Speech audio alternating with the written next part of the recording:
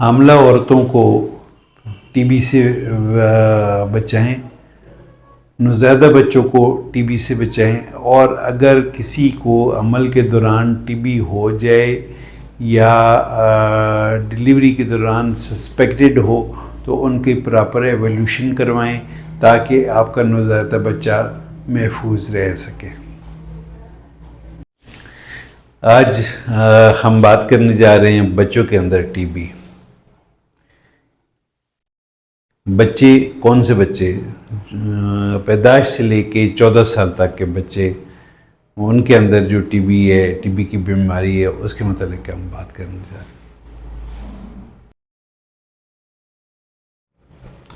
اعوذ باللہ من الشیطان الرجیم، بسم اللہ الرحمن الرحیم۔ آج ہمارا ویڈیو کا موضوع ہے ٹیوبرکلوزز ان چلڈرن، بچوں کے اندر ٹی بی۔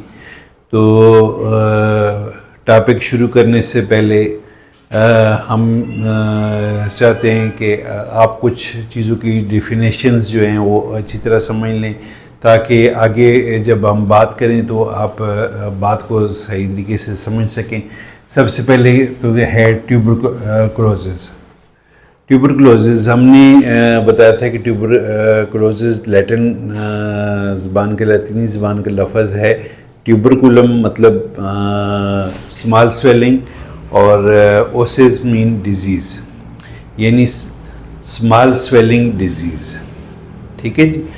اب پلمنری ٹیوبرکلوزز، لنگس پیرنکیما کی ٹیوبرکلوزز کو پلمنری ٹیوبرکلوزز کہتے ہیں، یا دوسرے الفاظ میں کہ اگر سپوٹم سمیئر AFB پازیٹیو آ رہا ہو اور لنگس کے اندر صرف ٹی بی موجود ہو تو اس کو پلمنری ٹی بی کہتے ہیں۔ لنگس کے علاوہ جسم میں کہیں پہ بھی ٹی بی ہوگی تو اس کو ایکسٹرا پلمنری ٹی بی کہتے ہیں۔ ٹی بی انفیکشنز، اب ٹی بی انفیکشن کیا ہے جی؟ ٹی بی انفیکشن یہ ہے کہ جب مائکوبیکٹیریم ٹیوبرکولائی جسم کے اندر داخل ہو جائے، ملٹی پلائی کرے، ٹھیک ہے جی، بٹ کوئی سائن اینڈ سمپٹمز نہ آئے، چیسٹ ریڈیوگراف نیگیٹو آئے، بٹ سکن ٹیسٹ یعنی ٹیوبرکلین سکن ٹیسٹ پازیٹیو آئے تو اس کو ٹی بی انفیکشن کہتے ہیں، ٹھیک ہے جی۔ ٹی بی ڈیزیز،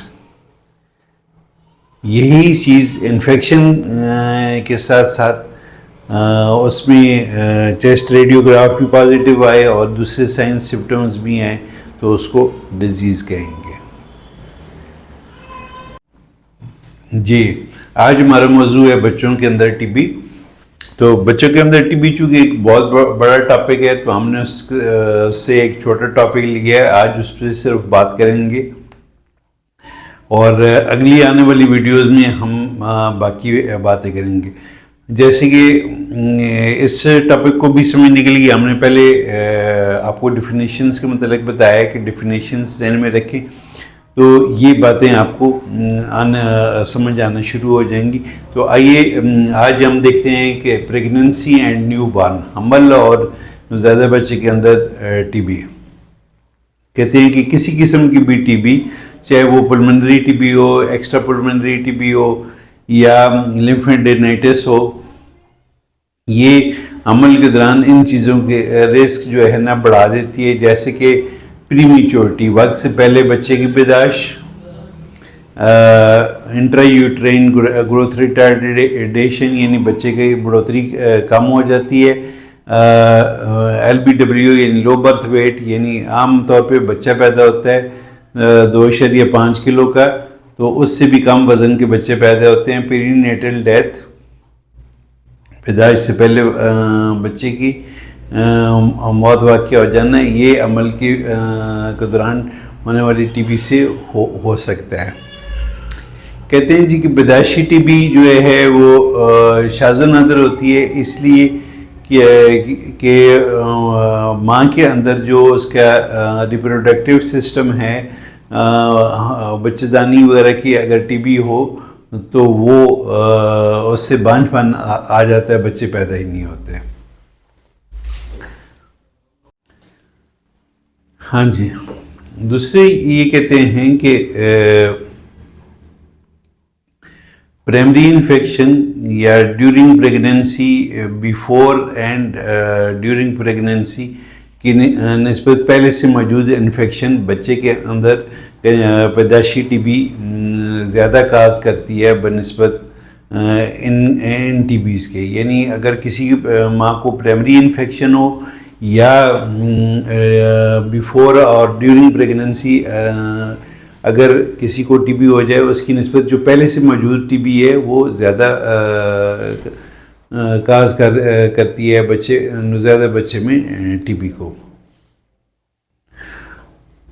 حمل کے دوران پریگننسی جنین کے اندر یعنی فیٹس کے اندر پلیسنٹا کے تھرو ٹی بی ہوتی ہے، اور پلیسنٹا کے تھرو بلڈ سٹریم سے ٹی بی پرائمری فوکس سے جاتی ہے تھرو امبلیکل کارڈ. اب لیور کے اندر جب ٹی بی چلی جاتی ہے تو وہاں پہ فیٹس کے اندر پیری پورٹل لمف نوڈز میں پرائمری فوکس بناتی ہے، اور وہیں سے بلڈ کے ذریعے باقی جسم میں باقی اعضاء میں پھیل جاتی ہے اور باقی اعضاء کو نقصان پہنچاتی ہے. اسی طرح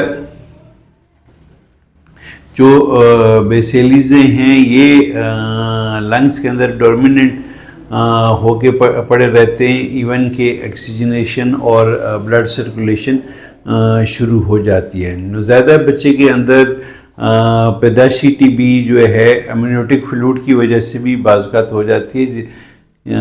امنیوٹک فلوئڈ یا تو بچے کی سانس کی نالی میں چلے جاتا ہے یا خوراک کی نالی میں جانے سے، یعنی بچہ اگر پی جاتا ہے تو ٹی بی ہو سکتی ہے. نوزائیدہ بچے کو ٹی بی بعض اوقات پیدائش کے بعد کسی بھی فیملی ممبر سے بھی ہو سکتی ہے. یہ ساری وجوہات ہیں کہ نوزائیدہ بچوں کے اندر ٹی بی کیسے ہو سکتی ہے. اب ہم نے نوزائیدہ بچوں کو کیوں لیا ہے یا پریگننسی کے ٹی بی کو آج کے ٹاپک اس لیے لیا ہے کہ آپ کو پتہ ہونا چاہیے کہ پیدائش کے فوراً بعد ہم جو ٹیکہ لگاتے ہیں وہ بی سی جی کا یعنی ٹی بی کا ٹیکہ لگاتے ہیں. ہم بات کر رہے تھے کہ حمل کے دوران جو ہے نوزائیدہ بچے کو ٹی بی کیسے نقصان پہنچا سکتی ہے. تو اب ہم بچے کو ٹی بی ہو گئی ہے یا نہیں ہوئی یا جو بھی ہے تو ہم نے ان کو بچانا کیسے ہے. ابھی ہم اس موضوع پہ بات کریں گے کہ ٹی بی سے بچاؤ کیسے ممکن ہے نوزائیدہ بچے کے اندر. نوزائیدہ بچے جن کو انگلش میں ہم نیو نیٹ کہتے ہیں، ان کی ایج ہوتی ہے برتھ سے لے کے 28 دن تک، اور انفینٹ کہتے ہیں برتھ سے لے کے 1 سال تک. ٹھیک ہے جی، نیو نیٹ 28 دن تک اور انفینٹ 1 سال تک. تو نیو نیٹ اگر کسی فیملی میں نیو نیٹ ہے تو اس کو ہم ٹی بی سے کیسے بچا سکتے ہیں کہ اس کی امی کو کے اور فیملی ممبرز کے پراپر ٹیسٹ کریں، انویسٹیگیشن کریں کہ ان کو کسی کو ٹی بی تو نہیں ہے.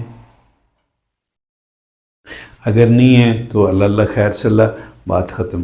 اگر ماں کسی بچے کی ماں جو ہے وہ ہائی رسک پہ ہے ٹی بی کے، تو اس کا ہم سب سے پہلے ٹیوبرکلین سکن ٹیسٹ کروائیں گے، منٹوز ٹیسٹ کریں گے. اگر منٹوز ٹیسٹ پازیٹیو آ رہا ہے تو پھر پراپر ابڈامن کو شیلڈ سے کور کر کے اس کا چیسٹ ریڈیوگراف لیں گے، یعنی اس کے چیسٹ کے ایکس رے کرائیں گے. چیسٹ کے ایکس رے اگر نیگیٹو آتے ہیں تو بچے کو ماں سے ڈلیوری کے بعد سیپریٹ نہیں کریں گے. کوئی اس کی ایولیوشن کرنے کی ضرورت نہیں ہے، یعنی اس کے بچے کو کوئی ٹیسٹ وغیرہ نہیں کریں گے، کوئی ٹریٹمنٹ نہیں کریں گے. ٹھیک ہے جی. البتہ یہ کریں گے کہ اس کے جو باقی فیملی ممبرز ہیں، اگر ماں ہائی رسک پہ تھی تو باقی فیملی ممبرز بھی ہائی رسک پہ ہو سکتے ہیں، تو ان کے ہم ٹیسٹ وغیرہ کریں گے، ان کی پراپر ساری چیزیں انویسٹیگیشن وغیرہ کریں گے، لیکن بچے کے لیے ہم کچھ نہیں کریں گے.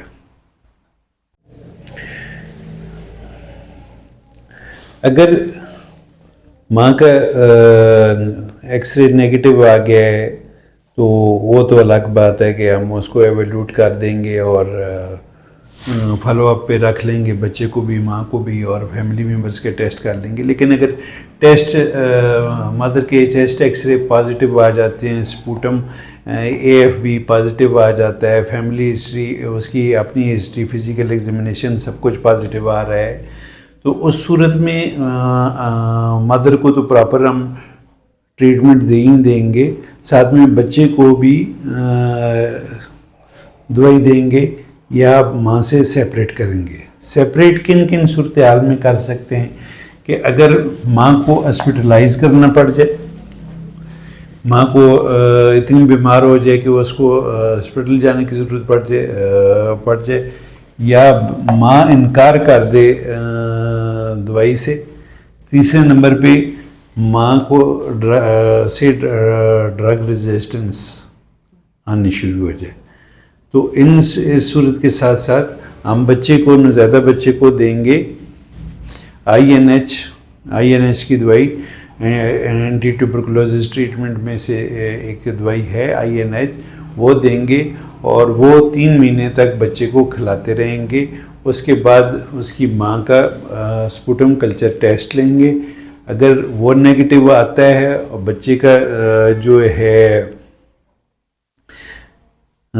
ٹیوبرکلین اسکن ٹیسٹ نیگیٹو آتا ہے تو ہم INH سٹاپ کر دیں گے.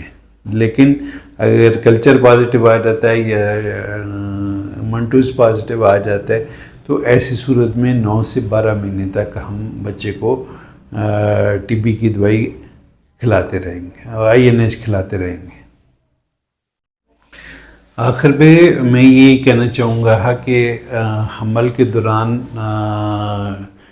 کسی قسم کی بھی TB ہو تو ماں کو پراپر ٹریٹمنٹ دینا چاہیے، کیونکہ پلمنری TB یا دوسری کوئی بھی TB جو ہے بچے کے لیے اور خاص طور پر نوزائیدہ بچے کے لیے بہت نقصان دہ ہے.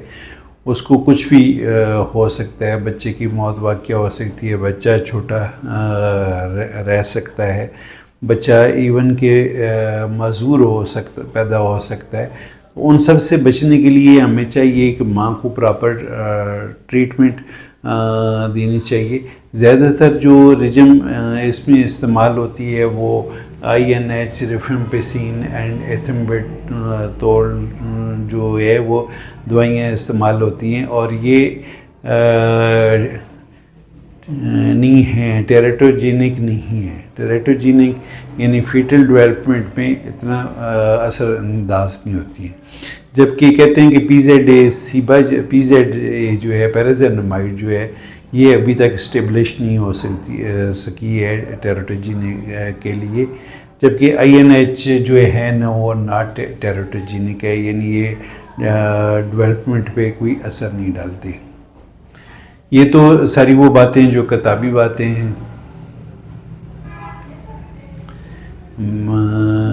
آپ لوگوں نے ذہن نشین کرنی ہے اور ان پہ عمل کرنا ہے.